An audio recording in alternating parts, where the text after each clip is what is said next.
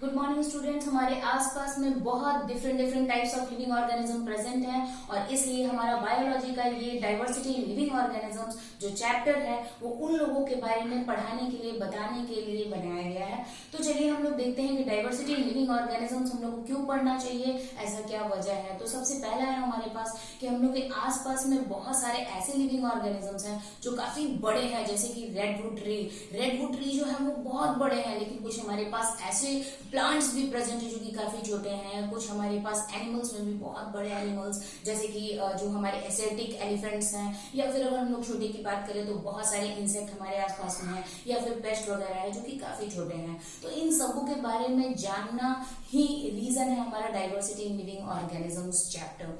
तो चलिए हम लोग इस चैप्टर में देखते हैं कि किस तरह से हमारे डिफरेंट जो फिलोसफर्स थे उन लोगों ने अपना क्या फिलॉसफी दिया है, या फिर बाकी जो साइंटिस्ट उन लोगों ने किस तरह से इसे क्लासिफाई किया है। सबसे पहले हमने देखा कि जो एरिस्टोटल थे उन्होंने क्लासिफाई किया लिविंग ऑर्गेनिजम्स को लैंड में रहने वाले, वाटर में रहने वाले यानी कि जो एक्वेटिक ऑर्गेनिजम्स हैं, या फिर जो आसमान में उड़ते चलते हैं उन्हें, यानी कि तीन तरह से उन्होंने क्लासिफाई किया। यानी वो सारे लिविंग ऑर्गेनिजम्स जो हवा में उड़ते हैं या फिर पेड़ों पर रहते हैं, या फिर जो जमीन में रहते हैं, होल बनाकर रहते हैं, या फिर जो वाटर वगैरह में रहते हैं। तो फाइनली उन्होंने देखा कि जो पानी में रह रहे हैं कुछ ऐसे हैं जो कि ऑटोट्रॉपिक हैं, यानी अपना खाना खुद से बना रहे हैं, तो कुछ ऐसे भी हैं जो कि हेटरोट्रॉपिक हैं, यानी कि वो किसी और लिविंग ऑर्गेनिजम्स के ऊपर डिपेंडेंट हैं अपनी न्यूट्रिटिव वैल्यू को कंप्लीट करने के लिए, अपने न्यूट्रिशन को ऑब्टेन करने के लिए। यानी उनका मोड ऑफ न्यूट्रिशन जो था वो सिमिलर नहीं था, चाहे वो वाटर में प्रेजेंट हो चाहे वो लैंड में प्रेजेंट हो।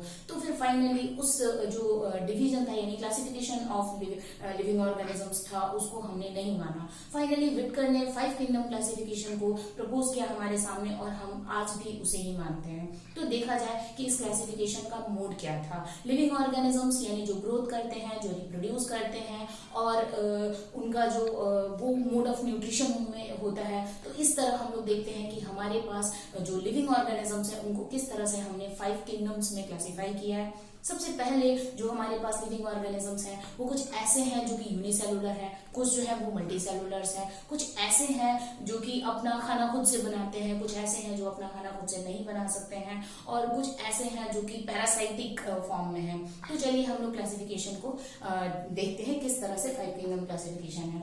देखिए ये है हमारे लिविंग ऑर्गेनिजम्स। लिविंग ऑर्गेनिजम्स को सबसे पहला जो क्लासिफाई किया गया है वो उनका जो सेल प्रेजेंट है उनकी बॉडी में उस बेसिस पे किया गया है। सबसे पहला हमारे पास है प्रोकैरियोट्स, यानी कि वैसे सेल जो कि वेल डिफाइंड नहीं है। हमने सेल चैप्टर में इसे पढ़ा है कि वैसे सेल भी हैं जिसके न्यूक्लियस जो है वो प्रॉपर्ली डिफाइंड नहीं है, या फिर जो मेम्ब्रेन्स हैं वो प्रॉपर्ली बाउंडेड नहीं है, मेम्ब्रेन बाउंडेड नहीं है। तो उनको हम लोग क्या कहते हैं, उनको हम लोग प्रोकैरियोट्स कहते हैं। प्रोकैरियोट्स के एग्जाम्पल हो जाएंगे मोनेरा, जैसे हमने क्लासिफिकेशन में सबसे फर्स्ट नंबर पे रखा है, सबसे छोटे लिविंग ऑर्गेनिजम्स होते हैं। और नेक्स्ट नंबर है हमारे पास यूकैरियोटिक।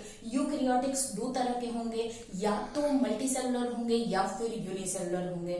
यानी कि हमारा जो यूकैरियोट्स है और जो यूनिसेलुलर है उसका एग्जाम्पल हो जाएगा हमारे पास प्रोटिस्टा, हम लोग उसको पढ़ेंगे। और भी नेक्स्ट है हमारे पास मल्टीसेलुलर, यानी मल्टीसेलुलर में भी क्या होगा कि विद सेल वॉल और विदाउट सेल वॉल, यानी कुछ वैसे लिविंग ऑर्गेनिजम्स जिसके पास सेल वॉल प्रेजेंट होगा और वैसे लिविंग ऑर्गेनिजम्स जिसके पास सेल वॉल प्रेजेंट नहीं होगा। तो जिसके पास सेल वॉल प्रेजेंट नहीं होगा उसे हम लोग क्या कहेंगे, एनिमलियाज कहेंगे, जैसे हम लोग खुद हैं, क्योंकि हमारे पास सेल वॉल प्रेजेंट नहीं है। और जब हमारे पास सेल वॉल प्रेजेंट नहीं होंगे तो हम लोग फोटोसिंथेसिस भी परफॉर्म नहीं कर सकते हैं, और उस बेसिस पर हम लोग किसके एग्जाम्पल हो जाएंगे, हेटेरोट्रॉप्स के एग्जाम्पल हो जाएंगे। लेकिन जिसके पास सेल वॉल प्रेजेंट है विद सेल वॉल, तो यहाँ आ जाएंगे हमारे पास फंगी और प्लांटे।